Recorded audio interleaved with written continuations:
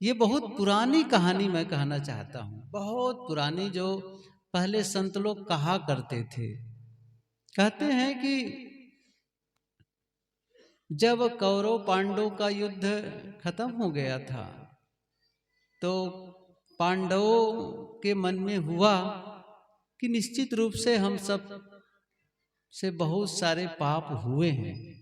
अपने ही परिवार के सदस्यों के साथ लड़ाई हुई, मारकाट हुआ, तो इस पाप से मुक्ति चाहते हैं, पाप खत्म हो। तीर्थ जाने का मन हुआ कि जब तीर्थों में जाएंगे, पवित्र नदियों में स्नान करेंगे, वहां के मंदिरों में जाकर के जो देवी देवता हैं उनके दर्शन करेंगे, पूजा उपासना करेंगे, तो फिर हमारे पाप धुलेंगे। तो ये सोच करके सभी पांचों पांडव तीर्थ जाने की योजना बनाए।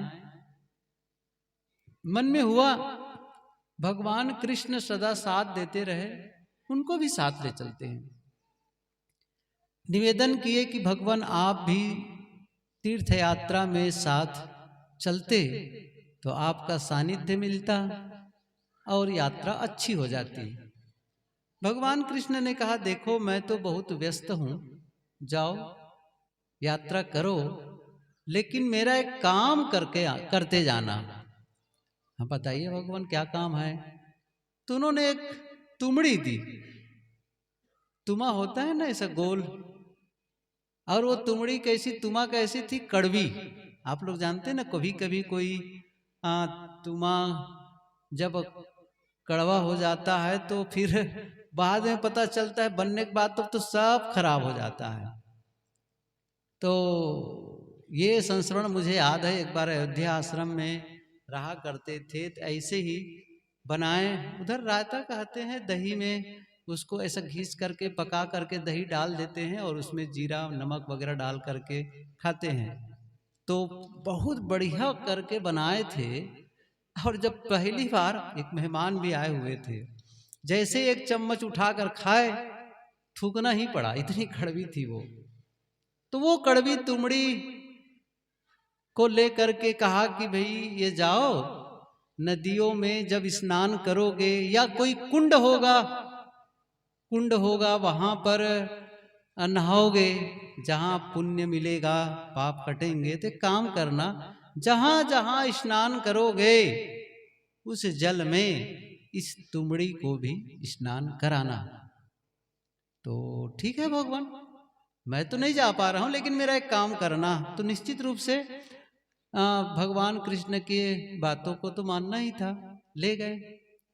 तो कहते हैं ना, 4 धाम 64 तीर्थ, अब पता नहीं कितनी दूर तक के यात्रा किए होंगे, लेकिन ये तो निश्चित है, जो प्रसिद्ध धाम है और तीर्थ है वहां सब गए। और जहां जहां उनको स्नान का अवसर मिला, पवित्र नदियां, कुंड इत्यादि, वहां वो स्वयं स्नान किए और उस लौकी को भी पानी में डुबा करके निकालते रहे। यात्रा पूरी हुई, लौटते हैं और पुनः भगवान कृष्ण के पास जाकर कहते हैं, भगवान हम लोग की यात्रा पूरी हो गई, हम लोग लौट आए हैं आपको प्रणाम करने के लिए। भगवान कृष्ण ने कहा, अच्छा मेरा काम किए कि नहीं? मेरा लौकी कहाँ है जिसको मैंने कहा था स्नान कराना? तो बिल्कुल किए हैं, कहाँ है वो? दिए। तो कहा, देखो अब ये लौकी एकदम पवित्र हो गई है, क्योंकि पवित्र नदियों में स्नान करके इसको लाए हैं। अच्छा लाओ, इतने पवित्र लौकी को मैं अब इसका प्रसाद बन गया ये। अभी तक तो सामान्य लौकी थी, लेकिन तीर्थों में भ्रमण करके आई है तो ये प्रसाद के रूप हो गया। और उसको कहा थोड़ा प्रसाद हो जाए, इसका टुकड़ा करके उसके प्रसाद के रूप में उन्हीं लोग को बांटते हैं। तो लौकी कड़वी की कड़वी थी। तो कहा, ये तो कड़वी बहुत है, खाने का मन नहीं करता है। भगवान कृष्ण ने कहा, तीर्थों में नहाने से लौकी कड़वी जो है वो मीठी नहीं हुई, तो आप लोगों का पाप कैसे धुल जाएगा? ये कहानी है, घटना घटी कि नहीं घटी,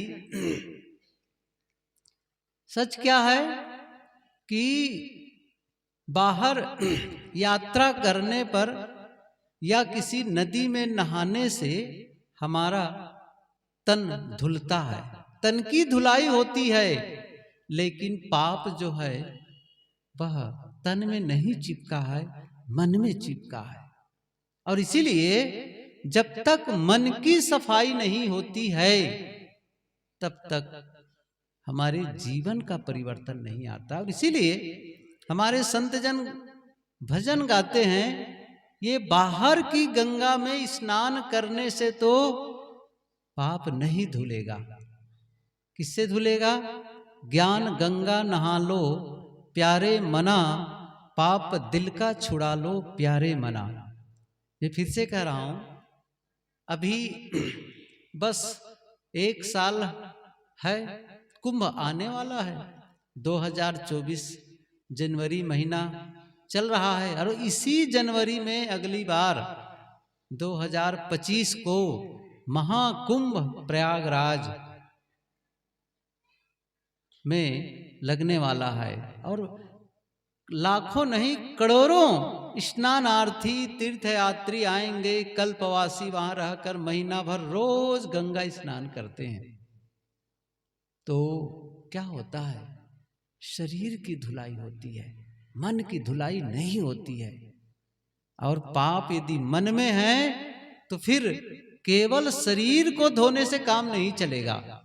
गुरुदेव जी कहा करते थे, जैसे एक पेटी हो, संदूक, संदूक के अंदर कपड़ा हो, और आप केवल पेटी को पानी और साबुन से धो तो अंदर का कपड़ा साफ हो जाएगा? नहीं होगा। ऐसे ही केवल शरीर की सफाई कर लो, मन की तो सफाई हुई नहीं है। प्रश्न होता है उस मन की सफाई कैसे करें?